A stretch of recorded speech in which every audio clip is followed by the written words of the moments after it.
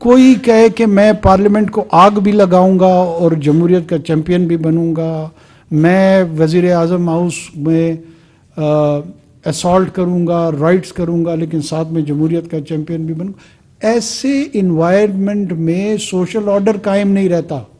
اب اس کو اگر کوئی یہ سمجھ رہا ہے کہ ہم اس کنٹینیویشن میں اب نگران حکومت آ گئی ہے تو ان تمام چیزوں کو ختم کیوں نہیں کر دیتے، لیول پلینگ فیلڈ دے دیں، لوگوں کو آگ لگانے کی جو لائسنس ہے وہ فراہم کر دیں، یہ تو نہیں ہو سکتا۔ حرکتیں اگر جمعیت علماء اسلام نے کی ہوتی، آپ اللہ کو حاضر ناظر جان کے کریں کہ کیا یہی پرسپیکٹو لوگوں کا ہوتا جو کسی ایک مخصوص جماعت کے ساتھ ہے؟ ان سب نے ان کو مولوی بھی قرار دے دینا تھا، اسلام کو ریڈیکلائز قسم کا دین بھی قرار دے دینا تھا، اور ان سب پہ بمبارمنٹ کرنے کا ڈیمانڈ بھی دے دینی تھی کہ F-16 استعمال کریں۔ سول لٹیگیشن، کرمنل لٹیگیشن میں میرا اور آپ جیسا بندہ پھنس جائے، اگر میرے اور آپ کا کوئی پلاٹ کا خدا نہ خواستہ جھگڑا آیا تو میرے بچے اور آپ کے بچے بھی اس سے جانبر نہیں ہو سکتے۔ یہ فیصلہ کس نے کرنا ہے؟ اپنے میرے خیال میں ہر سیاسی جماعت کو فوکس اپنے بیانیے پہ کرنا چاہیے۔ وہ اس ملک میں کیا کرنا چاہتے ہیں، کیسی حکومت لانا چاہتے ہیں، معاشی پالیسیاں کیا ہوں گی، سیکیورٹی کی پالیسیاں کیا ہوں گی، باقی جو جڑے ہوئے ادارتی انسٹیٹیوشنل چیلنجز ہیں ان کے حوالے سے ان کا کیا ویو ہوگا۔ اگر یہ بحث اس کے ارد گرد تمام الیکشن کا ہو تو وہ میرے خیال میں مناسب ہوگا۔ اب کوئی کہے کہ میں پارلیمنٹ کو آگ بھی لگاؤں گا اور جمہوریت کا چیمپئن بھی بنوں گا، میں وزیر اعظم ہاؤس میں اسالٹ کروں گا، رائٹس کروں گا، لیکن ساتھ میں جمہوریت کا چیمپئن بھی بنوں گا، ایسے انوائرمنٹ میں سوشل آرڈر قائم نہیں رہتا۔ اس کو پیسفل پروٹیسٹ سے جو جوڑ رہا ہے جوڑتا رہے، قانون نہیں جوڑتا اس کو۔ قانون کی نظر میں ایک بڑی کلیئرٹی ہے، جو مدر آف ڈیموکریسی ہے۔ ویسٹ منسٹر میں چلتے ہیں، لندن میں ٹونی بلیئر کہہ گیا ہوں 10 ڈاؤننگ اسٹریٹ کو آگ لگاتے ہیں، اور پھر وہیں آگ لگانے کے اٹیمپٹ کے بعد کہتے ہیں کہ اب ہمیں رائٹ دیا جائے وداؤٹ فیسنگ دا لا، اور چونکہ یہ میرا ڈیموکریٹک رائٹ ہے میں نے آگ لگا دی۔ میں دیکھتا ہوں کہ اس آگ لگانے کے جو عمل ہے اس کو کیسے رسپونڈ کیا جاتا ہے۔ اب اس کو اگر کوئی یہ سمجھ رہا ہے کہ ہم اس کنٹینیویشن میں اب نگران حکومت آ گئی ہے تو ان تمام چیزوں کو ختم کیوں نہیں کر دیتے، لیول پلینگ فیلڈ دے دیں، لوگوں کو آگ لگانے کی جو لائسنس ہے وہ فراہم کر دیں، یہ تو نہیں ہو سکتا۔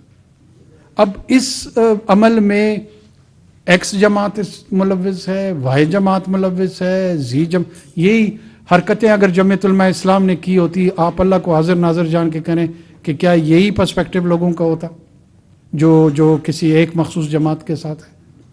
ان سب نے ان کو مولوی بھی قرار دے دینا تھا، اسلام کو ریڈیکلائز قسم کا دین بھی قرار دے دینا تھا، اور ان سب پہ بمبارمنٹ کرنے کا ڈیمانڈ بھی دے دینی تھی کہ F-16 استعمال کریں۔ لیکن دوسری جانب آپ ایک ایسی جماعت جو کہ نسبتاً لبرل ہے، اس کو اسی عمل کی اجازت، یا لیٹ سے یہ پیپلز پارٹی نے کی ہوتی، یا لیٹ سے یہ PMLN نے کی ہوتی، یہ کسی اور ایسی جماعت مین اسٹریم نے کی ہوتی۔ دیکھیے یہ نہیں ہو سکتا کہ اگر وہ عمل جو ہے اس کو تو لیول پلینگ فیلڈ آپ نہیں سمجھتے۔ کیوں قانون کا نفاذ کرنا، قانون کی پاسداری کرنا، ہم تمام لوگ یہ سنتے آ رہے ہیں rule of law, isn't it the rule of law کہ they are being tried and under those procedures there can be flawed procedures. There would be a need and requirement to improve those procedures. ہم تو رو یہ رہے کہ وہ اپنا وقت اگر ان چیزوں میں ضائع نہ کرتے اور یہ تمام پروسیجرز کا کچھ ریفارم کیا ہوتا تو آج اس سے مستفید ہو رہے ہوتے۔ اور ایون آنے والے پارلیمنٹ کو بھی میری یہ درخواست ہے کہ جہاں جہاں وہ سمجھتے ہیں ضرور ان چیزوں کو امپروو کریں، جہاں پر ٹرانسپیرنسی بنے، جہاں پہ رول آف لا آئے، جہاں پہ ایسی چیزیں جو ایز اے سویلین آپ سمجھتے ہیں کہ آپ کے اکنامک اور پولیٹیکل رائٹس کو پروٹیکٹ کر سکتے تو کریں نا، کس نے روکا ہے؟ ریفارم کریں۔ سول لٹیگیشن، کرمنل لٹیگیشن میں میرا اور آپ جیسا بندہ پھنس جائے، اگر میرے اور آپ کا کوئی پلاٹ کا خدا نہ خواستہ جھگڑا آیا تو میرے بچے اور آپ کے بچے بھی اس سے جانبر نہیں ہو سکتے۔ یہ فیصلہ کس نے کرنا ہے؟ یہ فیصلہ پارلیمان نے ہی کرنا ہے نا۔ ہمارے کیس میں क्यों नहीं करती पार्लियामान? किसने रोका है पार्लियामान को कि मेरे और आपके बच्चों को लड़ाई से बचाए? मैं इस रिजान दे चुका हूं। आप देखो ना, मैंने आपको कहा ना कि अगर आप लोगों ने इन्वेस्टिगेशन की होती तो ये सवाल की जरूरत ना पड़ती। सर शहरियार खान सोनो न्यूज़ से। सर मेरा सर सवाल एक आम आदमी का सवाल है सर। डॉलर की कदर में कमी हो रही है, पेट्रोल की कदर में कमी हो रही है।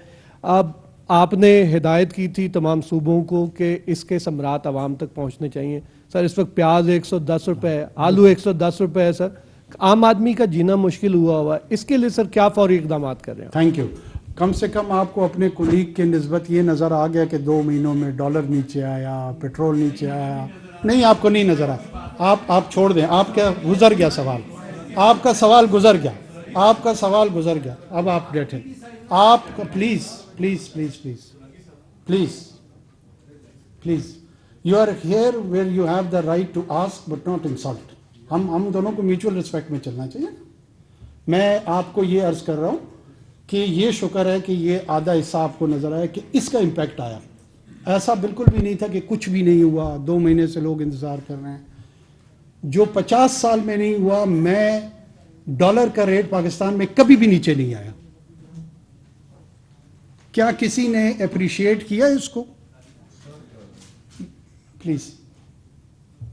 और 16 रुपए से मैंने 335 रुपए में डॉलर का सफर खुद विटनेस किया है।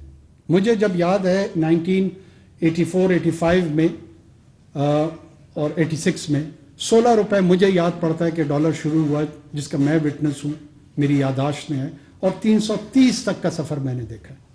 मैंने इसको हमेशा आगे जाते हुए देखा है। पहली मरतबा अल्हम्दुलिल्लाह ये पीछे आया है और बहुत ही मीनिंगफुल अंदाज में आया है। अब इसका पेट्रोल की कीमतों का ट्रांसलेट होना गरीब आवाम की, आम आदमी की ज़िंदगी में, उसका आखिर फ़ायदा, ये बिल्कुल जेन्युइन बात है। आज हमारी चारों सूबों के साथ जब मैं गया हूँ, यहाँ से चाइना से जा रहा था, मैंने इंस्ट्रक्शंस पास की। आज हम उसका फॉलो अप चारों सूबों के चीफ मिनिस्टर्स और चीफ सेक्रेटरीज से ले रहे हैं कि ये ट्रांसपोर्टर्स को इंगेज करना था, ट्रांसपोर्टर्स से बताना था, बाकी जो अशियाए खुर्दनोश हैं उनको ऑब्ज़र्व करना था कि क्या इम्पैक्ट आया है और कहाँ कहाँ पे चैलेंजेस हैं।